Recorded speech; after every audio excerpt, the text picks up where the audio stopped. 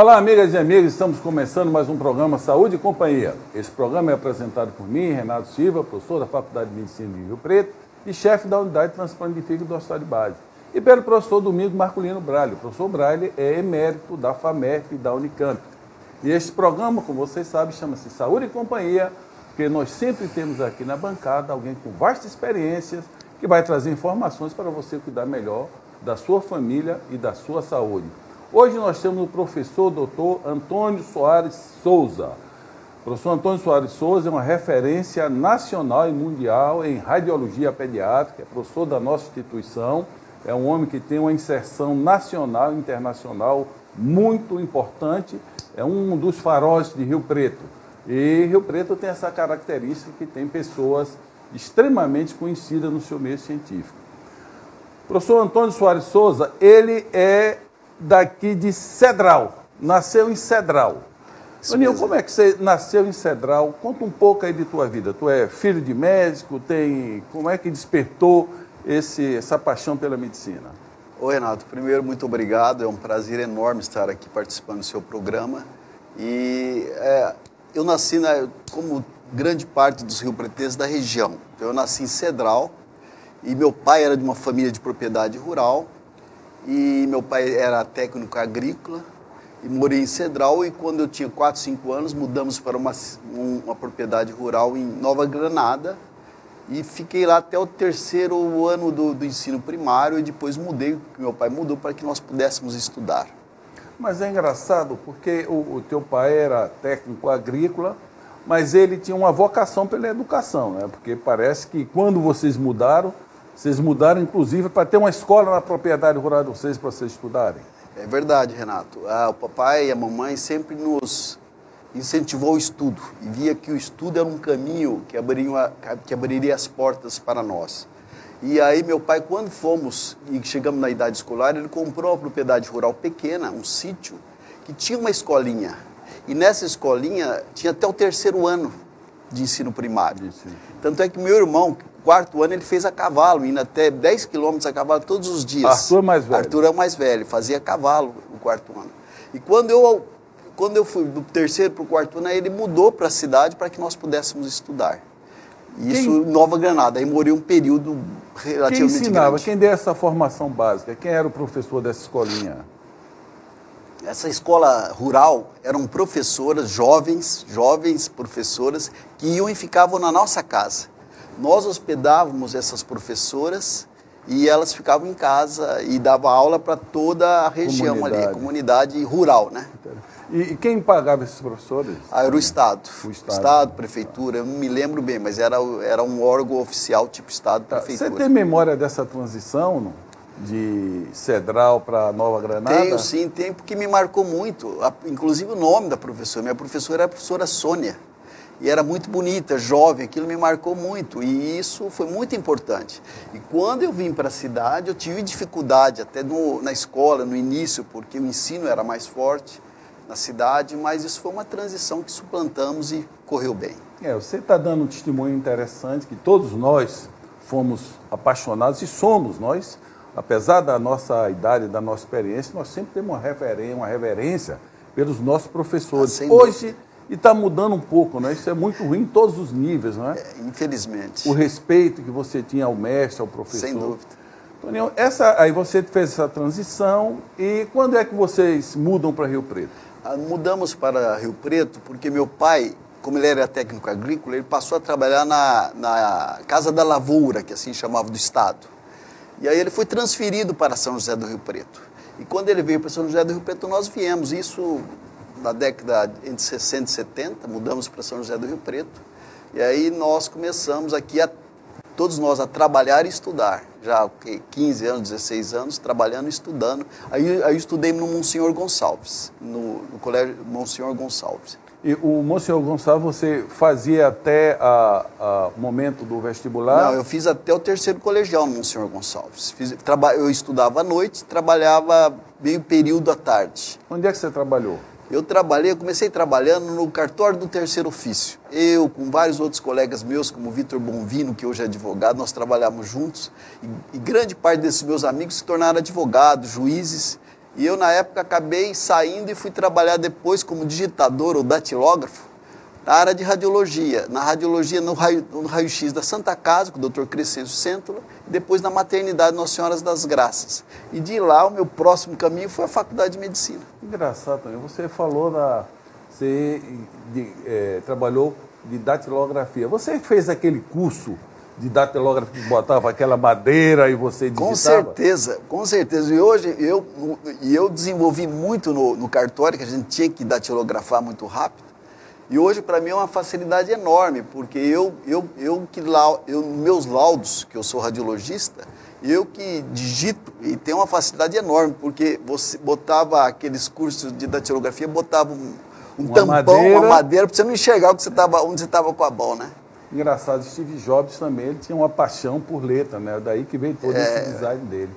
Mas, Toninho, então, quer dizer, depois, o que me parece na tua história, que o te pegou para a medicina, foi essa oportunidade de você trabalhar como datilógrafo, era na Santa Casa? Santa Casa. E depois maternidade, Nossa Senhora das Graças, perto do Santo André, antiga maternidade. Eu gostaria que você explicasse quem foi o teu estímulo para ser médico, mas isso você vai explicar no próximo bloco. Nós vamos para um pequeno intervalo, por favor, não mude de canal.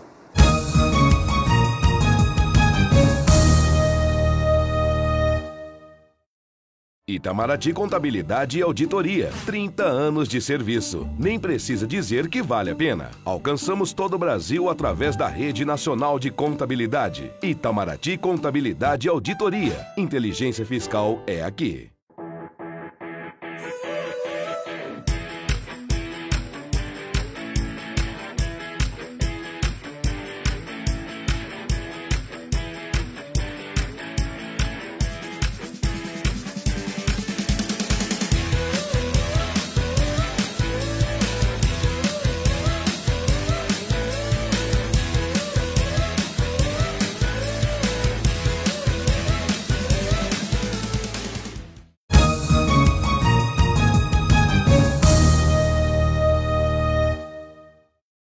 Olá, amigas e amigos, estamos no segundo bloco do programa Saúde e Companhia, hoje com a presença do professor Antônio Soares Souza, nosso amigo Toninho, como é conhecido na nossa instituição, na nossa amizade, e ele está contando um pouco da história, né, da dificuldade que as pessoas têm, a maioria do brasileiro vieram de baixo, trabalhando quando criança, e o despertar para ele ser médico foi muito interessante. Conta para a gente aí.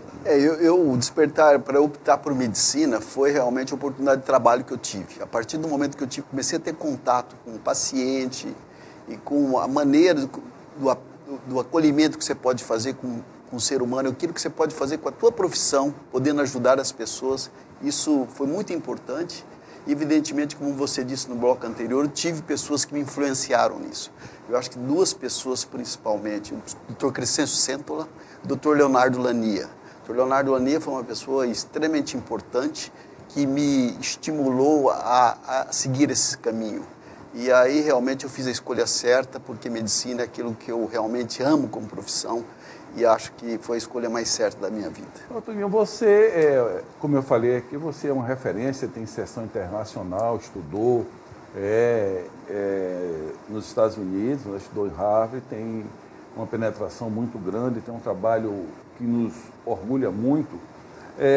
Esse núcleo de radiologia que sempre foi forte aqui em São José do Rio Preto, começou com essas duas pessoas, com Lania e com o Dr. Séntola? Sem dúvida. Começaram, quem foi o Dr. Crescencio Séntola, Leonardo Lania, depois agregaram o Durval Vilela, o Dr. José Seixas, e depois chegou num momento que, numa ideia do Dr. Crescencio e Dr. Leonardo Lania, foi de agregar pessoas novas e que essas pessoas fossem fazer formação fora do país e voltassem para fazer um grupo forte. Então, o Arthur foi para FIC, Bauab, Arthur Souza foram para o Alabama, e aí outros foram seguindo-se os outros membros que depois vieram agregar esse grupo, e eu passei a gostar de radiologia pediátrica por influência do Leonardo também, que o Leonardo foi pediatra no momento da vida dele, e apliquei para um fellow no Children's de Boston e fui aceito e fiz minha especialidade em radiologia pediátrica na década de 80 lá na Harvard, no Children's de Boston. Antes de nós avançarmos nessa pós-graduação sua, nessa titulação, Eu gostaria de saber o seguinte, você fez faculdade aqui, qual foi a tua turma? Quinta turma. Quinta turma. E aqui você não teve em nenhum momento na tua formação uma possibilidade de fazer, eu me apaixonei pela radiologia, você é radiologista, era igual cirurgião, o cirurgião entrava na faculdade, você cirurgião e nada mudava. Não, eu tive sim. Você Eu não entrei na faculdade pensando em ser radiologista, porque não entrei, eu gostei de medicina, mas por quê? Eu acho medicina uma profissão que dá oportunidades enormes de opção. Eu acho que é muito difícil a pessoa não se encontrar em alguma coisa na medicina, seja na pesquisa, seja qualquer aspecto. E economia, jornalismo. Eu fiquei assim, encantado pelas oportunidades que você poderia seguir dentro da medicina. E acho que, além de radiologia, o que me marcou muito foi cirurgia. Eu gostava de cirurgia, clínica médica também. Mas acabei indo para a radiologia, talvez até por esses mestres que eu tive, essas pessoas que eu admirava muito, como o Leonardo. E quando foi que você decidiu você radiologista e, mais importante ainda, você radiologista pediatra? Não, eu decidi que eu seria radiologista, na verdade, no 6º ano. Eu fazia radiologia, eu já dava meus plantõezinhos, saía para ver, porque eu trabalhei durante toda a faculdade, porque eu tinha que pagar a faculdade naquela época, eu trabalhava. Sim. E quando eu estava indo para uma reunião da cirurgia geral, que era de sexta-feira, no anfiteatro maior nosso, continua sexta-feira, mesma reunião. Indo para a reunião, eu peguei uma revista de radiologia que a faculdade assinava, Radiology, que é a revista de radiologia mais importante. Referência até Isso em hoje. 1976. A hora que eu abri a Radiology, eu vi um tomógrafo que mostrava uma tomografia de corpo. E eu já conhecia a radiologia. O ultrassom estava nascendo. A hora que eu olhei aquilo, eu falei, eu não acredito. Eu falei, é isso que eu vou fazer. Isso foi definitivo para eu entrar nesse mundo que é a radiologia, que é maravilhoso, os métodos de imagem. Que o que aconteceu em 10 anos, 20 anos, era uma coisa que deveria ter acontecido em 100 anos. Foi uma mudança brutal no diagnóstico e no approach do paciente para diagnóstico. Para você ver um pâncreas antes era muito difícil. A partir da tomografia, do ultrassom, mudou tudo. Engraçado isso que você está falando, é muito importante o depoimento de um professor que faz pesquisa, porque a pesquisa ela vai andando e de repente demora, mas aparecem os resultados. E aí você participa de uma história, sem dúvida você provavelmente foi o homem do raio-x simples, raio-x contrastado. Conta um pouco dessa história da evolução da radiologia. Eu passei por todas as fases. Eu fui na época que você fazia o raio-x, revelava, etc., que é o raio-x. Aí, no fim da década de 70, começou a surgir o ultrassom, que foi descoberto e que em Rio Preto foi importante, porque os primeiros ultrassonografistas do Brasil foram de Rio Preto, foi a Lucy Kerr e a Beth. E aí eu comecei Quando eu cheguei nos Estados Unidos, a gente já era muito forte lá, o Childress, em ultrassom e em tomografia que estava começando. E aí entrou nesse mundo de tomografia de métodos axiais, com ultrassonografia, que é um método inócuo, maravilhoso, e depois com outros métodos melhorados, como medicina nuclear, como ressonância magnética, e que é um mundo de coisas que te permite um estudo, você fazer um estudo maravilhoso do corpo humano, então, e fazer os diagnósticos e ajudar o paciente. Ô, Toninho, dentro dessa evolução toda que nós temos hoje de imagem, como você falou, eu lembro que um dos maiores impactos que eu tive quando eu fui fazer meu doutorado na Inglaterra foi ir para uma reunião científica e ver uma ressonância, assim, aquilo, porque eu já li que só 20% das pessoas têm capacidade de ver imagem. Por isso que você é um bom radiologista. Eu jamais seria um bom radiologista. Eu só consigo ver imagem depois que o radiologista me mostra. Entendeu? Então aquilo me fascinou, você vê o corpo com aquela nitidez. E minha pergunta é o seguinte, isto ainda tem um espaço para o raio-x simples de tórax, para o raio-x de abdômen? É complemento, o raio-x continua sendo... O raio-x continua sendo uma ferramenta importantíssima, Renato, porque é de baixo custo, evidentemente que tem radiação, mas é uma radiação relativamente baixa, e quando bem indicado, ele pode solucionar muitos problemas. Eu acho que o raio-x simples permanece muito forte e muito importante. Bem, eu gostaria que você explicasse, dentro do que você estuda, dentro do que você pesquisa, que você fizesse um exercício de futurologia. O que é que vem mais aí de imagem para o nosso futuro? Nós vamos para um pequeno intervalo, voltamos rapidamente. Por favor, não mude de canal.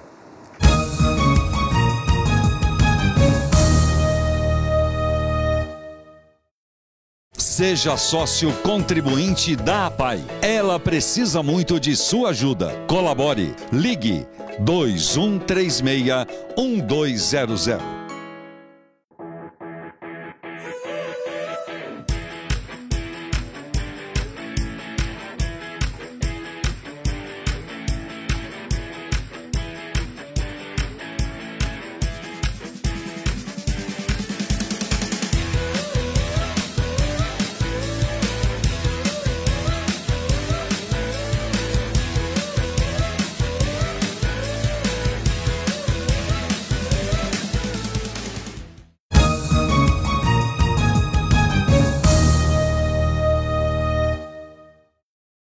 Olá, amigas e amigos, estão voltando com o último bloco do programa Saúde e Companhia, hoje com a presença do professor Antônio Soares Souza, que é um radiologista, além de radiologista, um radiologista pediátrico, professor da Faculdade de Medicina de São José do Rio Preto e uma experiência internacional. Eu perguntei a ele para ele fazer um exercício de futurologia, porque nós somos da época do raio-x. Eu lembro quando eu comecei minha vida em São José em Ubaíra, Bahia, eu e a doutora Rita, a gente que fazia, ganhamos o primeiro avanço deste hospital foi um raio-x de 100 mil amperes, nunca esqueço. Que a gente fazia a revelação, manchava tudo, não era simples você fazer. E hoje ele conhece toda essa história. Eu pedi para ele fazer um exercício. Mas antes de você falar desse exercício de futurologia, fala rapidamente aí do raio-x, da tomografia, da ressonância, do PET, dessa evolução da imagem. O que é que fez com que esse momento você tivesse todas essas opções de diagnóstico? Foi um momento assim maravilhoso na história recente, porque houve um desenvolvimento muito rápido, que o raio-x foi descoberto em 1895 por William Röntgen e ficou o raio-x por quase um século sendo utilizado. E, de repente, no fim da década de 70, começo da década de 80, começam a ser utilizadas novas tecnologias, como a ultrassonografia, que é baseada em som e que não é deletéria para o corpo humano, que nós chamamos de ecografia, a tomografia computadorizada, que é radiação, né, que nós temos que ter cuidado de usar com critério, e surgiu a ressonância magnética, que é campo magnético muito forte, que é maravilhoso. E ainda, depois agregando medicina nuclear com radiologia, o PET-CT e etc., que trouxeram ferramentas poderosíssimas, cada uma sendo utilizada em um momento no diagnóstico, e o cuidado que nós temos que ter é de não sobrepor imagens ou métodos, às vezes que um método é suficiente, você para ali a escolha do método correto. E por que possibilitou todo esse desenvolvimento? Foi a junção da medicina com a parte tecnológica. Então, com o investimento grande das empresas, e que hoje isso não para de crescer, isso não para de desenvolver. Os aparelhos cada vez eles são, por exemplo, irradiam menos, têm uma definição melhor e propiciam um diagnóstico mais adequado. Isso é um contínuo. Que espetáculo. Toninho, tem o mundo plano, eu fiquei impressionado quando eu li o mundo plano, que o sistema americano, isso há 10, 15 anos atrás, já mandava para a Índia imagens para radiologista laudar. Quer dizer, isso na realidade pode trazer um benefício muito grande, né? Essa possibilidade de você, por exemplo, em São José do Rio Preto, ajudar um diagnóstico, principalmente radiologista pediátrico, que eu tenho certeza que não existe muitos no Brasil, traz uma possibilidade de você difundir conhecimento muito grande. Sem dúvidas, Renato. Eu acho que, se você vê o mundo como um todo, nós temos áreas de grande desenvolvimento tecnológico e áreas muito pobres, que precisam de diagnósticos básicos que eles não têm. Eu tive a oportunidade de participar num summit, num fórum da ONU, que foi feito em Londres. Eu fui representando a América Latina, pela Sociedade Latino-Americana de Radiologia Pediátrica, para nós trabalharmos para reduzir dose em paciente pediátrico. E estavam representantes de todos os continentes. E quando nós estávamos discutindo como reduzir dose, o representante africano, que era da África do Sul, estava falando: vocês estão discutindo em reduzir dose? Nós na África temos lugares que nós não temos nem raio-x. Nem raio-x. Então, eu acho que isso é a telemedicina. que quando bem utilizada, ela pode realmente ajudar. Sem e dúvida. que eu acho que vai ter um papel importante, já tem um papel importante no mundo. Sem dúvida, você tocou em um assunto aí muito interessante.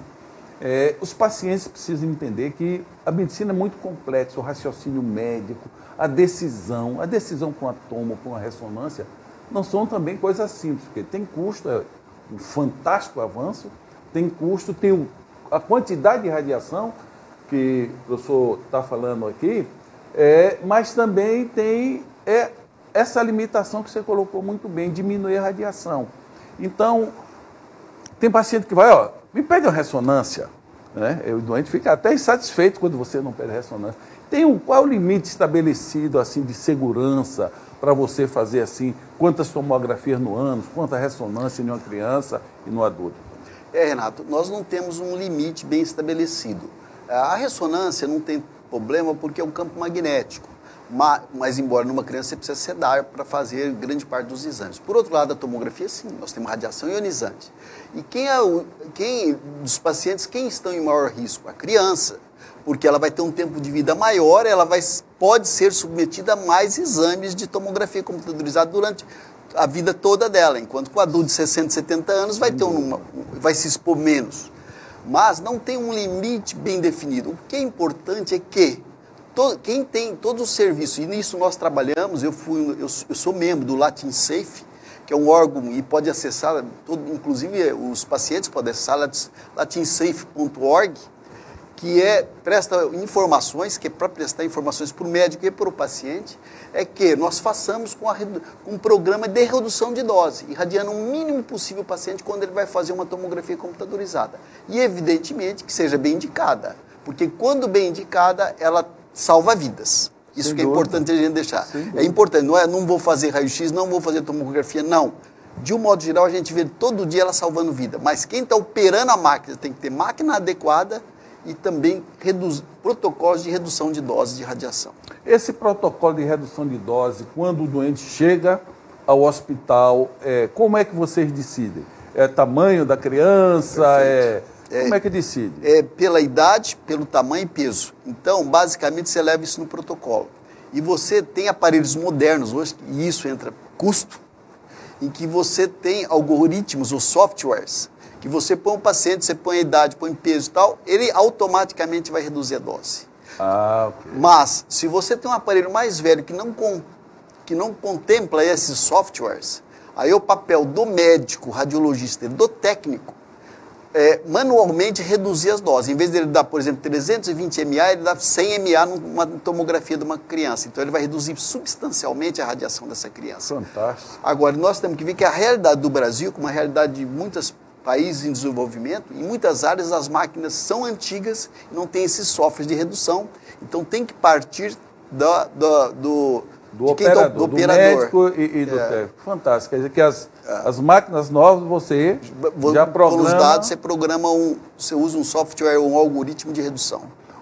Dentro do avanço da radiologia, na pediatria, você imagina assim que a tomografia, tanto torácica como abdômen, trouxe um impacto de mais ou menos quantos por cento? Assim, claro que é um exercício de como você viveu todas as épocas, não é?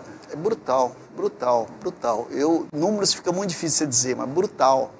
Você vê, você que é um cirurgião de fígado, você que trabalha com abdômen, tórax todo dia, nós não tínhamos como acessar um fígado, ver a textura do fígado, ver o aspecto do parênquima, nós não tínhamos como acessar um pâncreas. Eu fazia exame injetando ar no reto peritônio para poder definir uma massa. Então, houve uma mudança que eu diria assim, astronômica, o Renato. Foi uma melhora na qualidade do atendimento para o paciente fantástica. E eu acho que a radiologia vai mudar. O radiologista tem que fazer parte da equipe de quem? Por quê? Porque se você tem um grupo de fígado, você tem que ter um radiologista que saiba o que você está precisando para ele poder te oferecer aquilo que você está precisando. Claro, sem sombra de dúvida. Bem, Toninho, nós estamos chegando no final do programa. Deixa uma mensagem para o nosso telespectador, por favor. Olha, eu queria dizer a vocês, primeiro agradecer a você o convite e dizer que o papel nosso como médico, eu sempre falo que é abençoado. Porque aquilo que você faz como profissão, você ganha o teu sustento, permite que você possa, de uma maneira direta, melhorar as vidas das pessoas. Eu acho que o médico, e eu sei que o Renato pratica isso, é o exemplo para a gente todo dia lá, é o seguinte, é você poder ajudar as pessoas. E isso é o que eu acho que a medicina faz. E agradeço muito a participação do teu programa. Eu costumo brincar com os alunos, dizendo que assim, existe uma profissão que é assim, de um poder de penetração nas pessoas muito grande, é o músico. O músico, ele penetra e depois vem todos os agentes da saúde. Todo dia, quando nós vamos dormir, nós tentamos ajudar alguém. Eu acho que isso é que é o básico da medicina. E Rio Preto tem essa felicidade de ter esses profissionais e ter o que o parque tecnológico que Rio Preto tem, não é? Isso a gente reclama, nós queremos mais, queremos melhor, mas realmente Rio Preto é um exemplo de pessoas, de estrutura. Paz e saúde para todos, boa semana.